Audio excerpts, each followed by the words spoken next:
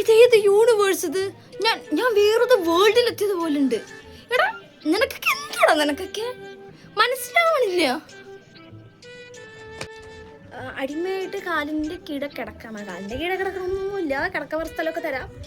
Madam പറയുന്ന എല്ലാ ജോലികളും ഞാൻ ചെയ്യേണ്ടി വരും.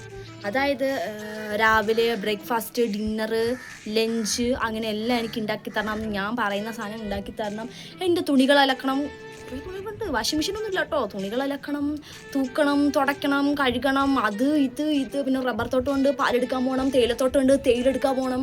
വരുന്ന പട്ടികളൊക്കെ ഓട്ടിക്കണം, പൂച്ചകളൊക്കെ ഓട്ടിക്കണം. അയ്യോ പണി. തെങ്ങി കയറാൻ പറഞ്ഞാൽ അത് ചെയ്യണം, അങ്ങോട്ട് ചാടാൻ പറഞ്ഞാൽ അങ്ങോട്ട് ചാടണം, കിണറ്റിൽ ചാടാൻ പറഞ്ഞാൽ അതും ചെയ്യണം.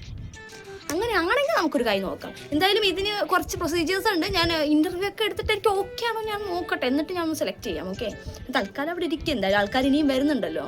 അപ്പോൾ ഞാൻ ഇൻ്റർവ്യൂ എടുത്ത് നോക്കാം നമുക്ക്. Let's try. ഓക്കെ. സത്യം പറഞ്ഞാൽ ഞാൻ ഞെട്ടിപ്പോയി. എൻ്റെ വൃത്തിയായിട്ട കാലിന് ഇത്രയും ഫാൻസ് ഉണ്ടായിരുന്നോ? എനിക്കറിയാൻ പറ്റില്ല, ഞാൻ ഇപ്പോഴാണ് അറിഞ്ഞത്.